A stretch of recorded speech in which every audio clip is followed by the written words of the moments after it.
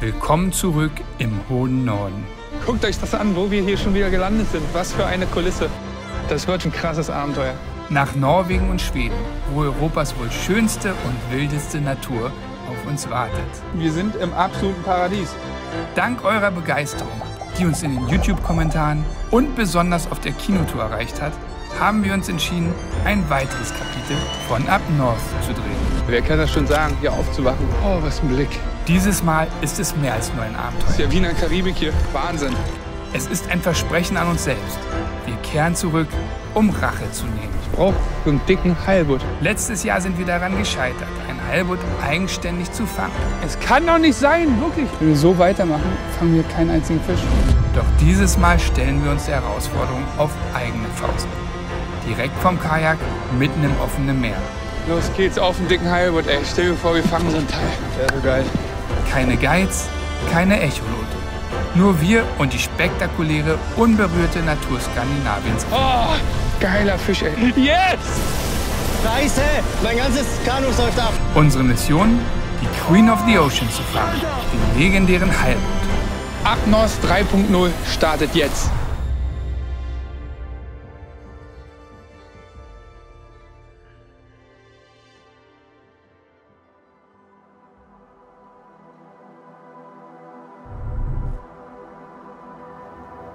Wenn wir so weitermachen, fangen wir keinen einzigen Fisch. Alles war für den Arsch dann. Fuck. Es kann doch nicht sein, wirklich, ey. Wie kann das denn sein, dass wir keinen fangen, Jungs? Wie kann das sein? Jetzt mal ohne Spaß. Das ist für mich tatsächlich, glaube ich, die größte Niederlage seit Jahren.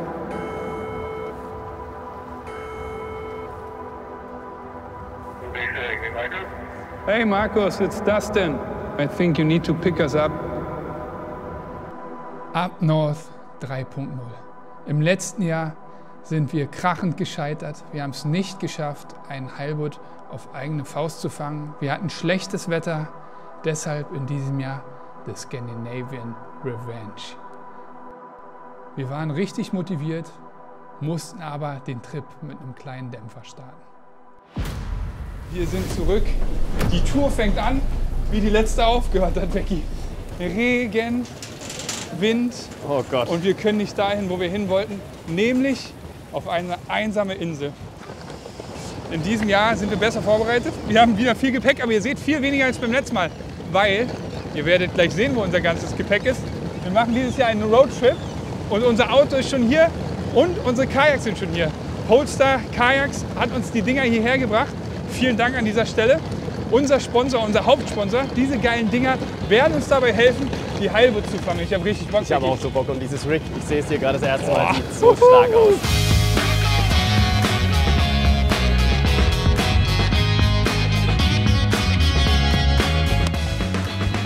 Die beiden Jungs sind dafür verantwortlich, dass das Rig hier steht.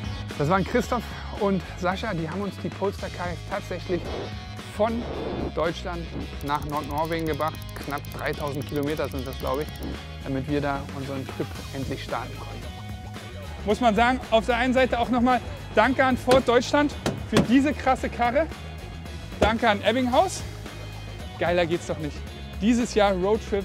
Wir haben genug Platz. Wir sind vorbereitet für die dicken Heilbutts. Wir haben alle Sicherheitssachen dabei. Also, Becky, Karre einladen. Los geht's. Ja, aber so ganz viel Platz ist auch nicht für das, wenn man ehrlich ist. Aber wir haben ja noch unseren Anhänger dabei. Da ist ja alles voll. Nicht mehr so ganz viel Platz. Kein Platz hier. Was ist das? Nee. Na, das wird nichts. Oh, herrliches Wetter und irgendwie klappt das noch nicht so ganz mit uns im Gepäck. Tetris, vor allem Ich hatte, vorher eine große Klappe gehabt. Diesmal haben wir gar kein Problem hier mit dem Stauraum. Wir haben alles vorbereitet. Aber wir wären nicht Team Chaos, wenn es keine Probleme geben würde. Team Chaos nur mit Chaos. Ja, aber das klappt doch. okay, die Stunde der Wahrheit. Fuck, das sind ein paar Millimeter. Hat nicht passt, wird passend gemacht. Und Jawohl, Junge. jawohl. Geil. Aber da ist jetzt noch ein Karton. Das ist Müll. Ah, okay. Den kannst du gleich mal entsorgen, Becky. Aber wo denn? Wo können wir Da, den bitte. hin? Hier gibt es keinen großen Mülleimer. Da ist es doch eine Mülltonne, oder? Komm, zerreißen wir einfach, machen wir das da rein, komm. Der ist voll. Oh, weg, Junge. Zerreißt nasses Papier in der Luft. Richtige Maschine. Wenn wir so weitermachen, haben wir gleich den Mülleimer verstopft. Du, das ist schon der Fall. Aber besser Mülleimer verstopft als Müll rumliegen lassen, würde ich mal sagen. Zu, dann sieht das doch super aus. Jo, tschüss. So. Dann war alles drin. Wir haben gut Tetris gespielt und dann dachten wir natürlich, ey, jetzt kommen wir ins Wasser, jetzt gehen wir angeln. Aber nee, eine Einweisung für so Kajaks brauchen wir natürlich auch. Dieses Jahr wollen wir mehr auf Sicherheitsacht geben. Habe ich meiner Mama versprochen, dass wir heile wiederkommen. Deine Mama hat den Kommentar auch geliked, habe ich gesehen. Die ist daran auch interessiert. Ja, deswegen lass uns mal durchgehen, wie wir das machen. Auto kennen wir, Anhänger haben wir jetzt auch verstanden. Zu den Kajaks, die habt ihr jetzt bereitgestellt, Ja. müssen wir auch ein bisschen was wissen. Genau. Und dafür müssen wir auf jeden Fall erstmal runter. Okay. Weg, komm, hoch! Das Ding ist echt vom Platz deutlich größer, als ich gedacht hätte. Wirklich? Guck mal hinten die Ladefläche an. Eine Sache zum Thema Kajak und Sitzen. Hab da noch eine Kleinigkeit für euch sozusagen vorbereitet. Gamechanger beim Kajakangeln. Sitzkissen? Sitzkissen. Geil. Schnell trocknende, wasserabweisende Sitzkissen. Das Gute ist, hast du nur für uns und für den Kameramann nicht, oder? Ja. Ja. In der Tat. So muss das nämlich sein. Markus, ich teile mit dir, wir wechseln uns ab. Ja, typisch Dustin. Der Kameramann muss natürlich wieder leiden. Schaut mal, wie Ja, geil. daran werde ich dich erinnern, wenn es schön nass und Ja, regnet. die Logo, macht geil. tatsächlich ein Freund von mir personalisiert. Geil, danke dir. Speziell fürs Kajak. Und das für den Popo, Ja. für den Poppes. Und das ist wirklich ein Gamechanger, wenn du den ganzen Tag da drauf sitzt. Ja. Geil. Cool, Darunter, ne? Die Seile laufen nach hinten. dass er durchkommt, ne? Genau. So. Ja, okay, verstanden. Könntest halt auch. Hier sind die ganzen Trockenanzüge drin. Oh ja, die sind sehr wichtig, ne? Überlebensanzüge. Wir waren durch mit der Einweisung, haben Sascha und Christoph verabschiedet und ab dann waren wir auf uns allein gestellt.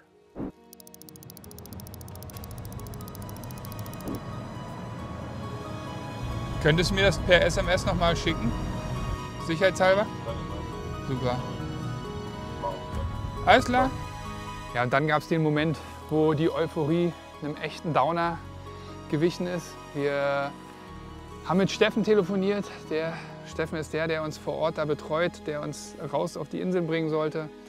Und er hat gesagt, der Wind ist einfach viel zu krass. Ihr könnt nicht raus.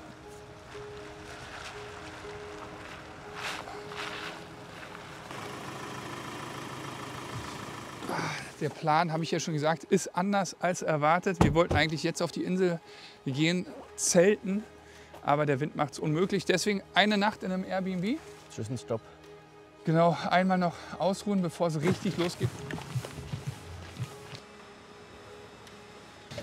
Das ist richtig Schönes mitgebracht, Becky. Du hast ja noch gar nicht gesehen, ne? Nee, nicht alles. Hier geile Sachen dabei. Ich glaube, hier ist eine 4,5er. Super für unsere Hier leichte drauf. Heilbootroute. Zweimal. Das sieht doch schon mal gut aus. Und Da dann haben noch wir- die passende Schnur von Strofft. Genau, Strofft, wisst ihr ja, im letzten Jahr haben wir schon gezeigt, GTPR extrem robust. Damit statten wir jetzt unsere Rollen aus. Und dann würde ich sagen, warten wir noch mal eine Regenfront ab, machen die Kajaks fertig und angeln auch noch mal. So, Becky, du hältst, ich spule. Und das Ganze dürfen wir jetzt bei einigen Rollen machen. Da haben wir was vor uns. 6 Stück. Ja, wir brauchen echt eine Weile. Ich kenne es hier oben mittlerweile nicht mehr anders. Regen, Regen und nochmal Regen. Ja, ich hoffe, es ist anders als im letzten Jahr. Da war es am Anfang richtig schön und am Ende richtig schlimm. Ich hoffe, jetzt ist es am Anfang richtig schlimm und am Ende richtig schön. Ja, das Wetter war wieder ein richtiger Downer. Nicht, weil es jetzt geregnet hat. So Regen stört ja nicht. Aber die Windvorhersage war so, dass wir unseren Plan eigentlich nicht umsetzen konnten. Und erstmal auf dem Festland ja, gefangen waren. Becky, heiß! Aua! Und ich hoffe, Becky, dass wir diesen Heilbutt fangen. Ich liebe diese Fische einfach. Ich konnte letztes Jahr keinen fangen.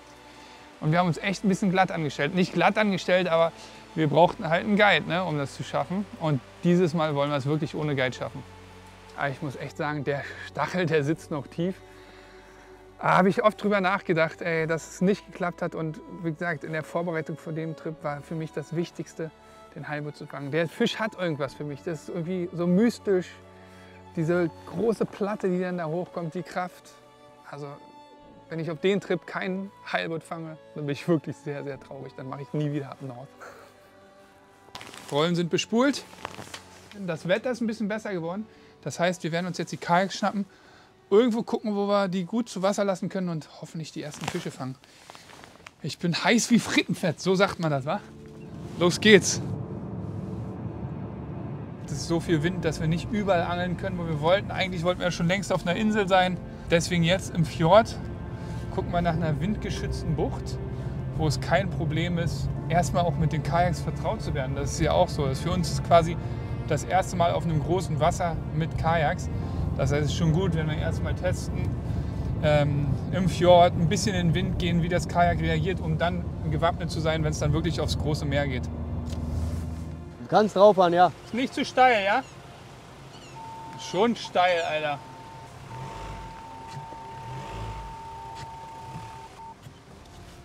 Boah.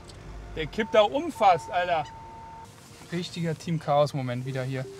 Ding fast umgekippt. Ich hab's euch gesagt, ist zu steil. Nein, es geht. Ja, aber hat doch geklappt. Ist doch ein Offroad-Anhänger. Der kann sowas ab. Naja. Wenn das Ding umgekippt wäre, ich weiß nicht, dann wäre wieder super gewesen, ey. Ja, dann hätten wir gleich wieder heimfahren können, vermutlich. Aber hier, ich weiß nicht, ob wir da runterkommen. Komm her. Ja. Nächstes Problem. Nee, das ist ja nichts. Nee, das ist nix. Da hat der Vecchi recht. Das ist nix. Wir brauchen eine andere Stelle. Vor allem ist jetzt das erste Mal, dass wir die Dinger alleine richtig ricken. Ja. Da wäre es so eine gute, ich sag mal, Slipanlage ganz von Vorteil. Vor so einem Trip macht man sich über alles Gedanken. Wo angelt man? Wo gibt es die besten Fische? Aber wo jetzt man die Kajaks am besten zu Wasser lassen kann, da haben wir uns keine Gedanken drüber gemacht. Das heißt, das war die erste große Challenge, überhaupt einen Spot zu finden, wo wir die Kajaks ins Wasser bringen konnten. Nimm Handy mit. Jo, Becky. Jo, kommt runter. Kann ich da drehen dann auch, ja? Ja, irgendwie irgendwas gedreht. Kommt da irgendwo ein Baum?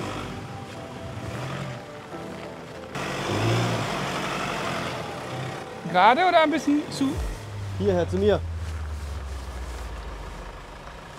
So, ich kann es kaum glauben, es geht zum Angeln. Trotz Sturm, Wind, allem drum und dran, aber wir haben das passende Sicherheitsequipment dabei. Und zwar Überlebensanzüge. Und man muss echt sagen, hier geht's. Und da sehen wir schon so einheimische Angeln. Ja, vielleicht gibt es hier tatsächlich Fisch. Becky löscht erstmal einen Brand. Schon die ersten Muscheln. Das ist klar. Ich habe doch gerade selbst noch gesagt, dass Becky da einen Brand löscht. Warum hole ich die Muscheln genau aus dem Wasser für Zoe raus? Ja, egal. Was soll man machen? Sag doch mal, ob das riecht. Ich will ob nicht das an von... meinem Finger riechen. Ich glaube dir, dass es nicht riecht. Sei froh, dass du nur an meinen Finger riechen musst. Becky. So, jetzt bauen wir schnell die Kajaks auf. Wir müssen einen Sitz hinmachen, die Antriebe einsetzen und noch ein paar Routenhalter montieren. Und dann kann es eigentlich auch schon losgehen. Hoffe ich zumindest. Becky, was ist der Unterschied zwischen Kanu und einem Kajak? In einem Kanu sitzt du drin, oder? Im Kajak nicht? In dem Kajak sitzt du drauf. Ist das der Unterschied? Schreibt mal in die Kommentare, ob das so ist. Also Team Chaos hat es jetzt wirklich geschafft, dass wir aufs Wasser gehen. Aber wichtig, Überlebensanzüge. Wir haben hier verschiedene Größen.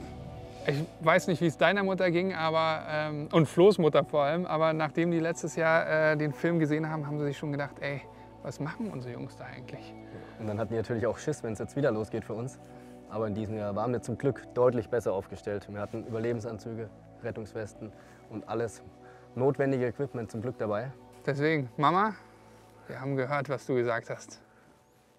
Muss man mal gucken, wie man den anzieht. Ne? Das war hier nicht so easy, den da durchzukriegen. Ich habe so einen riesen Kopf. Ja. Da kann ich jetzt nichts zu Musst du sagen. Also leicht nichts gegen sagen. Leicht aufweiten und dann mit Schwung rein. Ich sag jetzt nichts. Ich sag jetzt gar nichts. Okay. Was ihr schon wieder alle denkt, ne? Ja, tut nicht so. Ja, da passen 3 von mir rein. Ja, warte mal ab. Kannst du kurz mein Mikrofon nehmen?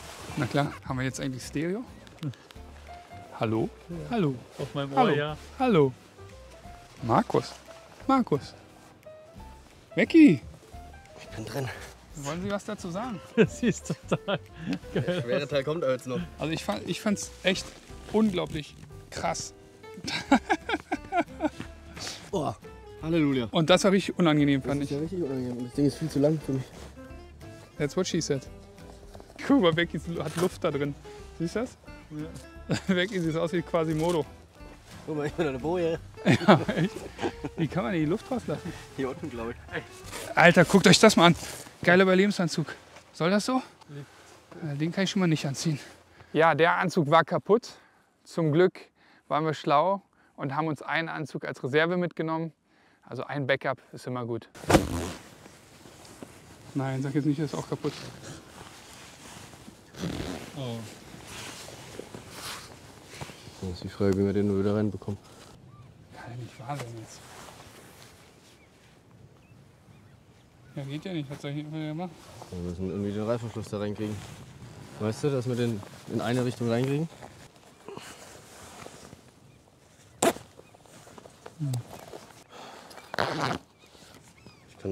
Wir müssen den ausziehen und das in Ruhe probieren. Mann, ey, gib mir das auf den Sack schon wieder, wirklich. Ich habe ja schon echt viele Reißverschlüsse repariert, aber das war der Endgegner. 45 Minuten hat das Ganze gedauert, aber irgendwie haben wir es dann schlussendlich zum Glück hinbekommen. Und Dustin hatte dann auch wieder einen funktionsfähigen Überlebensanzug. Sonst hätten wir diese Nummer jetzt schon frühzeitig abbrechen können. Kennen wir ja, Team Chaos. Wäre nicht das erste Mal. Boah, ich bin hier schon so verschwitzt.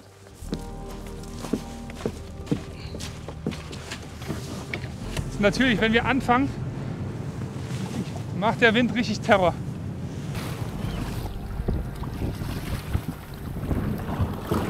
Das klappt irgendwie noch nicht so gut. Ich bin noch leicht überfordert. Das erste Mal auf dem Polestar. Ich muss ja sagen, mir war das Ganze noch irgendwie ein bisschen ungeheuer. Ich war noch nie in meinem Leben auf einem Angelkajak und dann direkt aufs Meer. Ja, aber irgendwie ein bisschen mulmiges Gefühl am Anfang. Ganz schöne Welle auch. Fühlst du dich sicher, Markus? Ja. Das ist schon mal gut. Du nicht? Nee. Also wenn du zurückdenkst, Upnorth 2.0 in diesen Wackeldingern oder 1.0, da war das ja jetzt, das war ja die S-Klasse unter den Aber Kajaks. das erste Mal auf dem offenen Meer. Ja, ja, stimmt war schon schon. eine andere Hausnummer. Ja, stimmt. So, First Cast bei First Cast TV. Immer ein ganz besonderer Wurf. Ihr wisst es alle. Ja, das ist irgendwie alles noch ein wenig wackelig hier bei Oh, mir. Fisch, oh, verloren. Das ist der erste Wurf. Fisch. Geil. Ein kleiner Dorsch. Oh, da ist er. Der erste Wurf und erster Fisch. Becky, stell dich mal hin. Nee, auf keinen Fall. Das geht richtig gut. Da brauche ich noch einen Tag für, bis ich hier ein bisschen Vertrauen bekomme. Man muss schon aufpassen, wo man hindriftet, weil wir werden richtig rausgetrieben. Ja.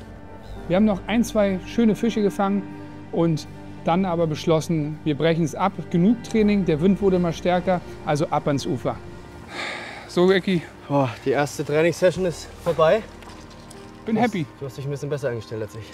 Ich bin Ja. noch irgendwie ein bisschen wackelig auf den Würde ich Beinen. jetzt nicht sagen, aber ich würde sagen, das reicht für heute, oder? Wir haben ein paar Fische gefangen, keine großen. Nee. Einen großen verloren, aber egal, das eigentliche Abenteuer wartet dir erst auf uns. Ja, das war jetzt eine kleine Aufwärmstunde ab North. So richtig beginnt es erst morgen. Genau. Ja, genau.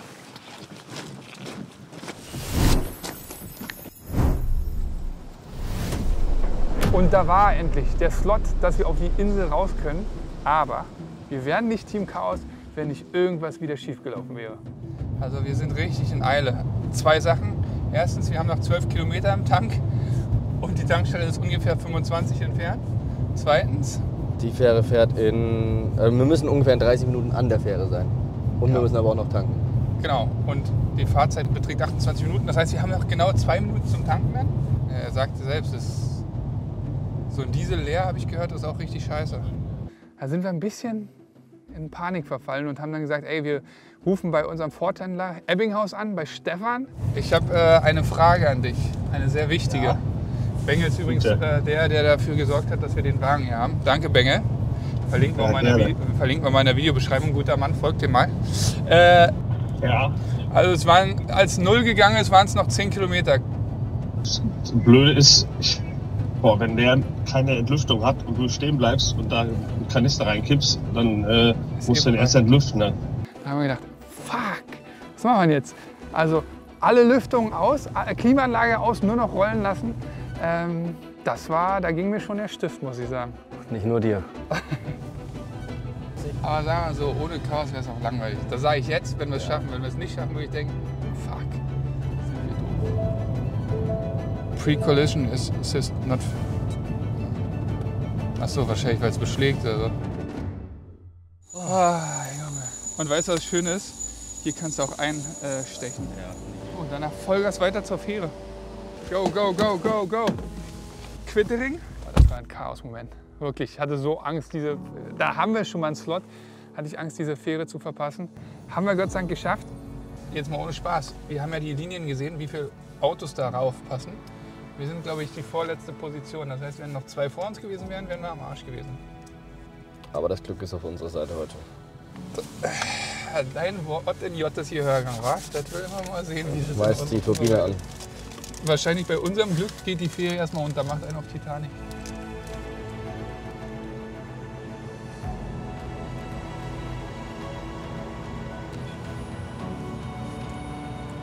Jetzt sicherheitshalber Seagam.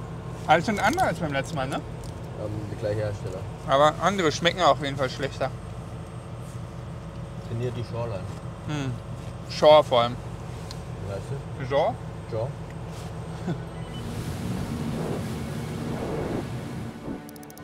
Jetzt langsam, die Sonne kommt raus. Ich bin hyped, Junge. Ich bin hyped. Du hast erstmal wieder geschlafen, ne? Foto habe ich natürlich gemacht, Vecchi. Kein Problem. Kann ich dir gleich mal kurz zeigen. Ne? Das ist der Vecchi. Man muss die Pausen feiern, wie sie fallen. So ist das. Ne? Vecchi, willst du nicht mal den Roadtrip übernehmen, das Steuer? Nee, ich bin der Beifahrer. Er sagte mir, zu niedrigen Ruhepuls, deswegen kann er das nicht. So, los, mach Lack hier. Auf der Insel dann angekommen, da haben wir Steffen getroffen. Wirklich sehr netter Typ, unser Kontakt von Dintour. Also Dintour hat uns da ein bisschen geholfen. Die haben da auch ihr Camp übrigens, falls ihr da mal hin wollt. Und der war schon eine sehr, sehr große Hilfe. Also wir sind wirklich zu ihm nach Hause gefahren dann, sind Seekarten durchgegangen, haben alles besprochen, haben die Logistik besprochen, wann werden wir wieder abgeholt, wie werden wir rausgefahren. Sehr, sehr hilfreich. Vor allem, weil er uns auch die ganze Prognose fürs Wetter für die nächsten Tage mitgegeben hat. Er hat uns gezeigt, von wo kommt der Wind, wie verhält sich der Wind. Das war schon eine Riesenhilfe. Absolut. Nimm dir. Du müsst ja hier erstmal ausladen, ja? Ja. Das müssen wir hier runterbringen ins Boot. Los geht's. Jetzt steigt die Nervosität. So, jetzt laden wir den ganzen Anhänger aus. Wir haben schon einen Großteil vorbereitet für das Kajak in den trockenen Säcken. Und dann kommen wir hoffentlich schnell auf die Insel. Also wenn die bricht, dann hast du keine halbe Die breche ich Route. nicht. Ja, weißt du, wie das brechen kann? Beim Ja, Wasser aber das lassen ist eine und Einheit, die hat so eine Gut, mach wie Wandlung. du willst. Also ich finde, das nimmt jetzt nicht so viel Platz weg. Aber würde ich eher einen Rasierer zu Hause lassen als eine Route. Ja, das hier, also du kannst ja eine mitnehmen. Ja. Vecchi will immer Angelzeug zu Hause lassen, aber Rasierer und so weiter, die steckt er immer mit ein. Könnte ja sein, dass da doch ein Kindermatch auf der Insel gibt. Man soll manchmal Glück haben. Puh, bevor das richtig losgeht, ist einiges zu erledigen. Durch die Windsituation ist auch alles, man hat ein bisschen das Gefühl, das ist hier so ein Himmelfahrtskommando. Also man macht irgendwas, was jetzt eigentlich gar nicht optimal ist. Eine Sache als Belohnung haben wir mitgenommen. Wenn wir es wirklich schaffen, einen maßigen Heilbutt zu fangen, gibt es Marshmallows am Lagerfeuer. Wir vertauen jetzt hier die Kajaks und dann fährt uns Steffen wahrscheinlich echt so eine Stunde raus auf eine Inselgruppe, die hier noch vorgelagert ist. Also wirklich im absoluten Nowhere. Ich bin mega hyped, mega gespannt, was das wird. Richtiges Abenteuer, hoffentlich nochmal eine Steigerung als im letzten Jahr. Letztes Jahr war schon krass. Dieses Jahr wäre schön, wenn wir ein bisschen mehr Fisch haben. Safety first, natürlich mit Schwimmwesten. Guckt euch das hier an. Wir sind im absoluten Paradies. Und gleich sind wir da, wo keine Menschen sind. Oder wenig Menschen. Ich habe richtig Bock. Jetzt ist das erste Mal, dass die Anspannung richtig steigt auf der Tour. Vorher war immer so, zu viel Wind, zu viel Regen, zu viel dies, zu viel das. Und jetzt hat man das Gefühl, man geht raus und angelt auf die richtig dicken. Die Strecke allein mit den Kajaks zurückzulegen, war einfach zu groß. Deswegen haben wir besprochen, dass wir uns das erste Stück mit dem Boot rausziehen lassen.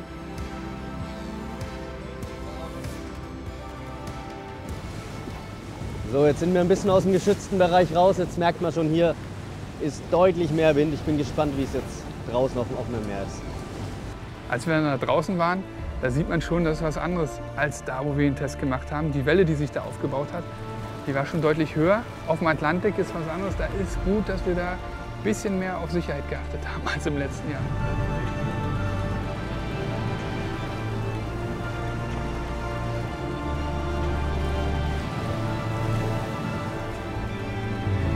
So, wir sind da. Guckt es euch an. Im Paradies. Becky. Wir sind mitten auf dem Meer. Ich bin so hyped. Mitten auf dem Meer kommt so eine Inselgruppe hier raus. Wahnsinn. Und ich meine, im letzten Jahr wurde uns auch gesagt, dass man hier wirklich gut Heilbutt fangen kann oder dass wir da gut Heilbutt fangen können. Und es hat nicht geklappt. Aber irgendwie, Steffen hat uns jetzt schon richtig heiß gemacht. Er hat richtig Ahnung und hat uns ein paar gute Tipps mit auf den Weg gegeben. Ich bin gespannt, ey. Ich bin wirklich gespannt. Wir werden es sehen. Schaffen wir es? Schreibt mal jetzt in die Kommentare dieses Mal die Mission Heilbutt zu absolvieren. Ne? Ich habe schon Bock, dann gibt es heute Abend Marshmallows. Und Heilbuttfilets. Heilbuttbäckchen werde ich dir servieren. Sehr gut. Wir sind jetzt angekommen hier. Hier hat DIN-Tour noch ein Camp. Das werden wir nicht in Anspruch nehmen. Wir werden hier nur starten, weil hier können wir gut anlegen, hier können wir unsere Sachen umladen und dann geht's los. Aber falls ihr auch mal so ein Abenteuer erleben wollt, DIN-Tour bietet hier beste Boote an, gute Unterkünfte und ja, was wir gehört haben, fängt man hier richtig gut Heilbutt und auch Dorsch. Deswegen guckt mal vorbei, in der Videobeschreibung findet ihr den Link. Jetzt ist aber erstmal entscheidend, alles in die Kajaks zu bringen und dann ab in die Wildnis. Es geht endlich los.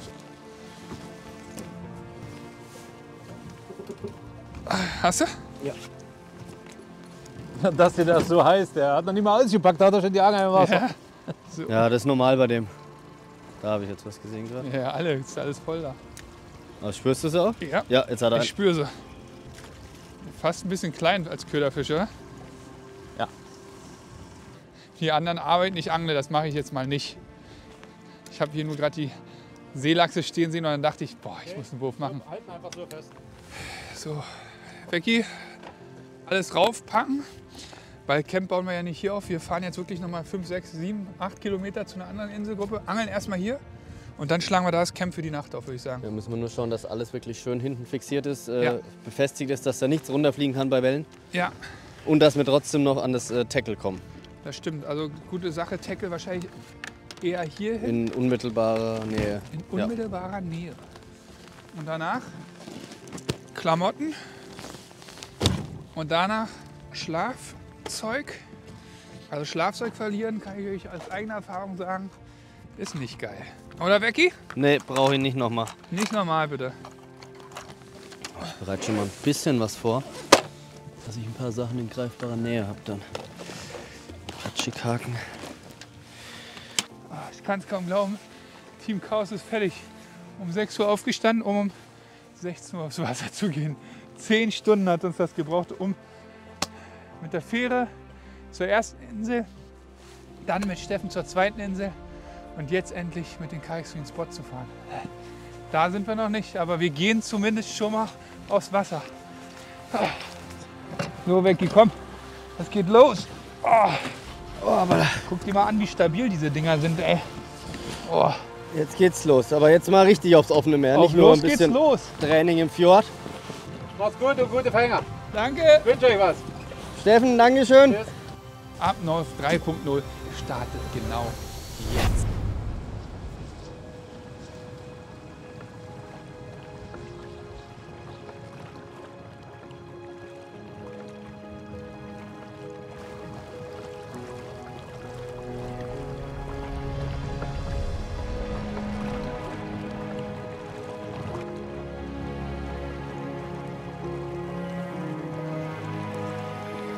Die Kulisse ist schon sehr krass.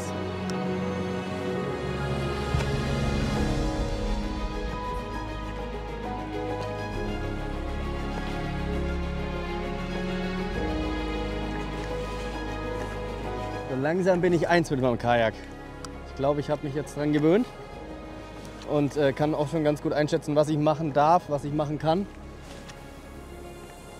Und somit schwinden jetzt auch die anfänglichen Ängste auf dem Ding.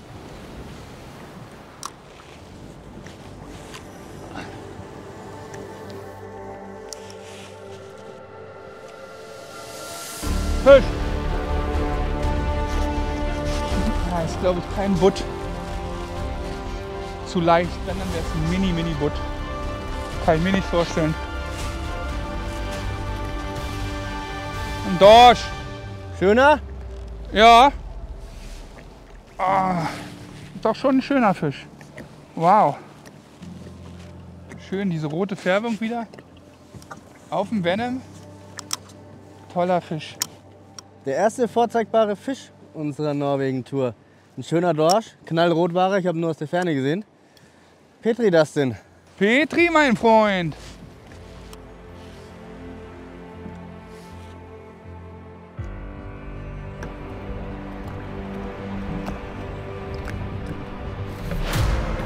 Jetzt ist mir auch irgendwas eingestiegen.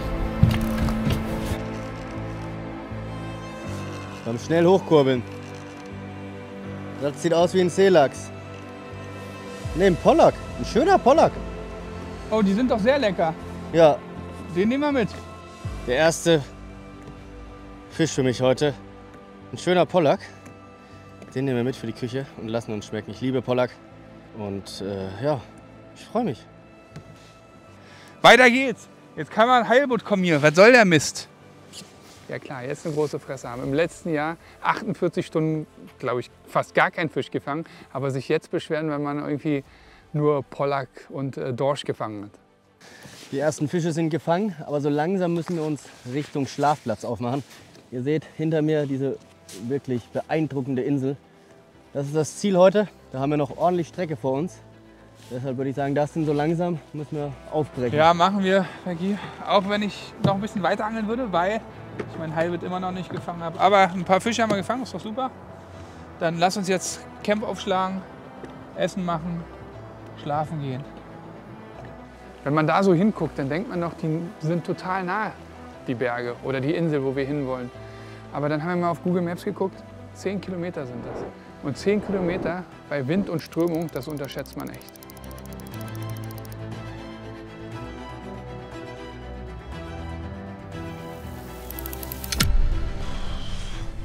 Fast 2 Stunden haben wir jetzt gemacht hier auf dem Kajak und sind jetzt aber gleich da. Sieht wunderschön aus und hoffentlich sind hier die Butts zu Hause. Aber bevor wir weiter auf Butts angeln, wird jetzt erstmal Essen gemacht, Camp aufgeschlagen und dann wahrscheinlich auch erstmal geschlafen, oder Becky? Ja, hört sich nach einem guten Plan an.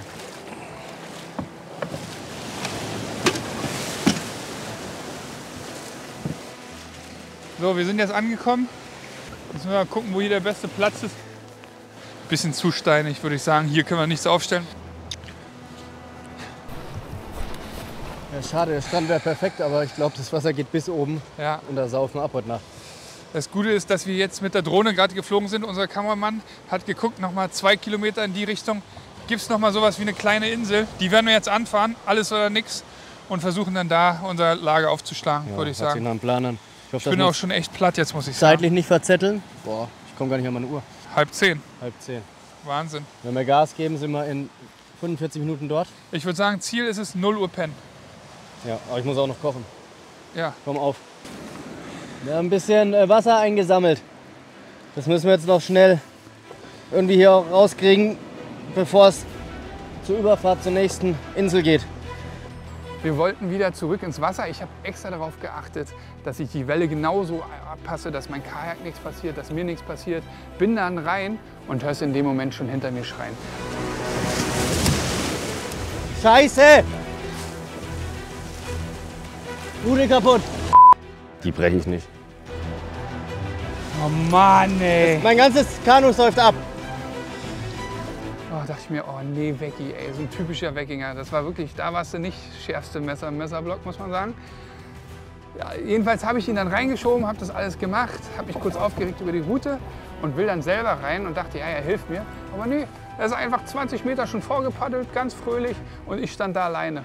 Ich bin der Doofe hier jetzt.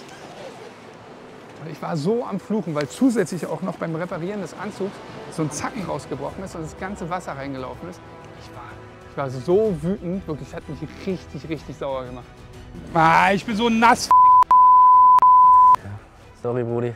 Ha. Im Nachhinein kann ich es verstehen. War nicht gerade eine Heldentat von mir.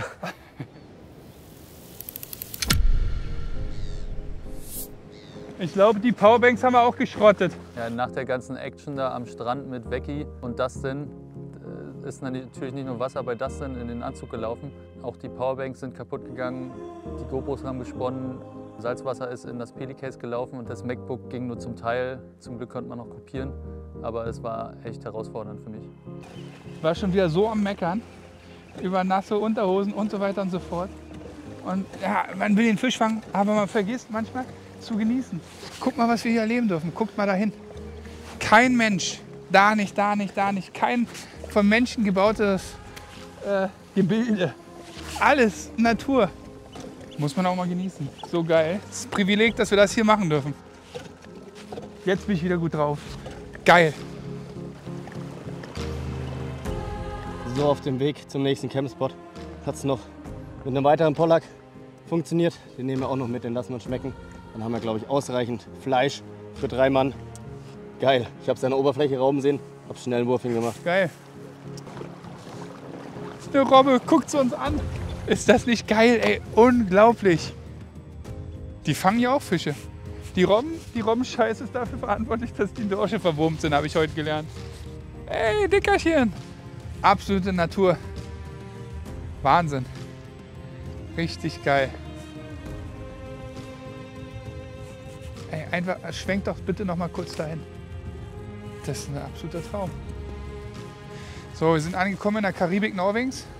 Jetzt geht es erstmal darum, einen Schlafplatz zu finden. Vielleicht gibt es hier was Ebenes. Boah, ich bin so nass und jetzt wird es auch kalt. Bei solchen Trips vergisst man immer die Zeit, weil es wird ja auch nicht richtig dunkel und es war schon wieder Mitternacht. Aber dann haben wir endlich einen Spot gefunden, wo wir dachten, hier können wir vielleicht unser Lager aufschlagen. Dahinter ging es nicht, es war zu steinig, nass und so weiter.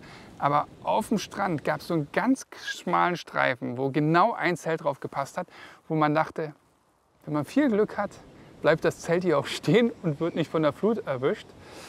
Ja, das haben wir dann halt eben getestet. Uns blieb nichts anderes übrig, es war so spät. Also Kajaks auf den Strand gezogen, Zelte aufgebaut. Oh, so schön. Die Kajaks da hochschleppen war immer ein richtiger Kraftakt. Wir haben es meistens zu zweit gemacht, weil alleine war es fast nicht möglich. Ich habe es immer alleine gemacht. Wir haben uns schon oft gegenseitig geholfen. Und wir mussten aber immer auf Nummer sicher gehen, wegen der Flut. Weil wenn wir die da irgendwie auf halber Strecke stehen lassen hätten, hätte es gut passieren können, dass die am nächsten Tag weg sind. Ich bin mal gespannt. Moment of Truth. Ich glaube, ich habe eine weiße Boxershorts an. Das müssen wir blurren. Ach, der ist sogar aufgegangen. Guck mal hier. Ich krieg den nicht mehr auf. Scheiße, jetzt musst du für immer in diesem Anzug. Boah, stell dir das mal vor. Du lachst, aber das wäre für morgen eine Katastrophe, wenn ich den nicht aufkriege. Also jetzt mal ohne Witz. Soll ich dir helfen? Ja. Sieht etwas komisch aus. Die Licht. Jetzt ist er kaputt. Oh nein. Jetzt ist er wieder rausgegangen. Oh Mann. Meinst du, es ist nass? Oh nein, du Armer. Da muss jetzt leider ein großer schwarzer Balken vor. Reicht auch ein kleiner. Guck mal, ey. Komplett nass, ne? So, Becky, kann sich noch daran erinnern, wie das geht? Ja, so ungefähr. Ich weiß, beim letzten Mal, als ich es aufgebaut habe, habe ich Feuerholz gesucht im Regen und das Feuer gemacht. Und du und Flova, schöne Grüße an Flova, ihr habt es aufgebaut. Also so sicher ist Becky sich doch nicht mehr. Das ist ein Jahr her. Hast du das nie mit aufgebaut? Doch, glaube ich schon irgendwann. Das ist für oben drüber, oder was? Hä, da fehlt doch was. Stell dir mal vor, fehlt jetzt. Zelt fehlt.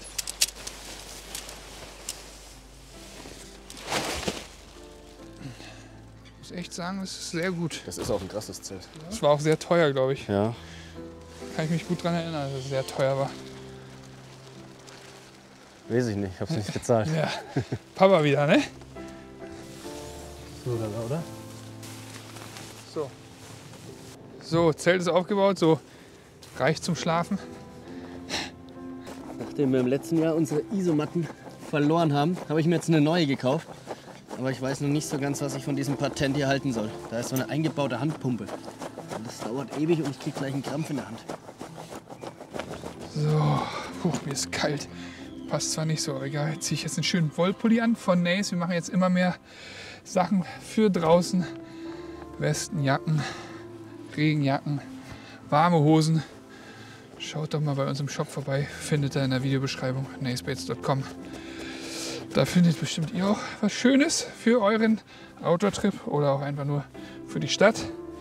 So, Becky, ich komme. Ach nee, du hast alles, ne? Helfe dir. Und ich glaube, ich mache heute noch mal einen Wurf. Ja, Becky die Fische bringen. Es gibt nicht so viele Bäume hier auf der Insel. Ein bisschen gibt es was, aber hier gibt es auf jeden Fall viel Holz, was angetrieben wurde. Becky macht den Fisch. Ne? Arbeitsteilung, wie in einer guten Beziehung, wie in jeder guten Beziehung. Machen wir das hier auch. Der Mann ist fürs Feuer zuständig und... Okay, das war sehr chauvinistisch. Aber ihr wisst, was ich meine. Das ist wohl mit Abstand der geilste Spot, an dem ich jemals einen Fisch filetieren durfte. Hinter mir geht die Sonne unter.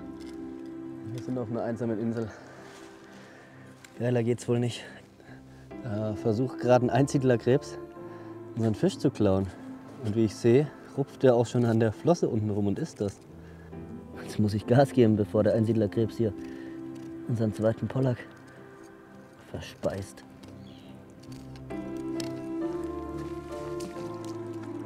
Ja, großes Holz habe ich genug gefunden, aber ich brauche da so ein bisschen kleines Holz, um das Feuer erstmal zum Laufen zu kriegen.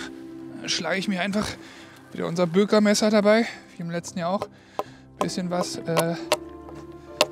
von der Seite ab. So, ich habe jetzt hier eine schöne Pyramide gebaut.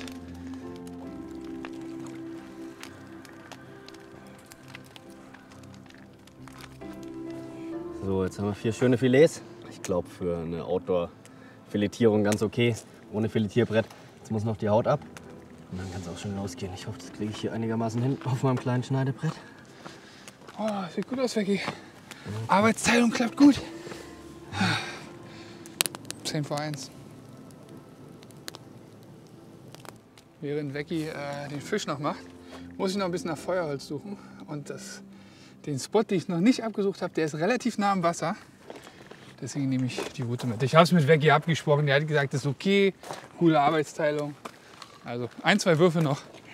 Bis gleich, Becky. Bis gleich.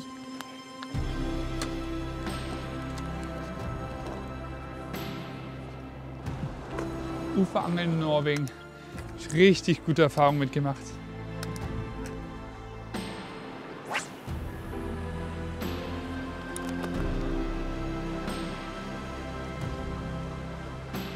So, letzter Wurf. Dann geht zurück zum Becky, essen, fassen und wirklich bald schlafen. Das Einzige, was wir uns mit eingepackt haben, ist ein kleines Kit zum Kochen, Olivenöl, Salz, Pfeffer. Hat die Mutti mir hier so eine kleine Tasche fertig gemacht, damit wir den selbstgefangenen Fisch dann auch anständig zubereiten können. Weil ohne Öl und alles ist es schade um den Fisch, weil da verbrät man nur und brennt alles an. Deshalb ein bisschen Öl, ein bisschen Salz, Pfeffer und dann lassen wir uns gleich schmecken.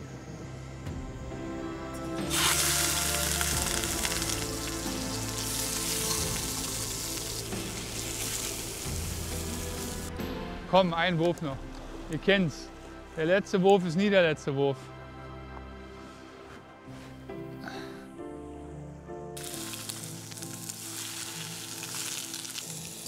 So, Becky. Extra einen neuen Teller gekauft. Ja, ist ein bisschen zerfallen. Nicht so schlimm. Sollte trotzdem schmecken. Letztes Jahr hast du es sehr gut gemacht, muss ich sagen. Es gibt echt nichts Geileres, als selbst gefangenen Fisch frisch in der Natur zu essen. Darf ich dich kurz anfassen, Becky? Habe ich was im Gesicht hängen? Ja. Fisch? Ja.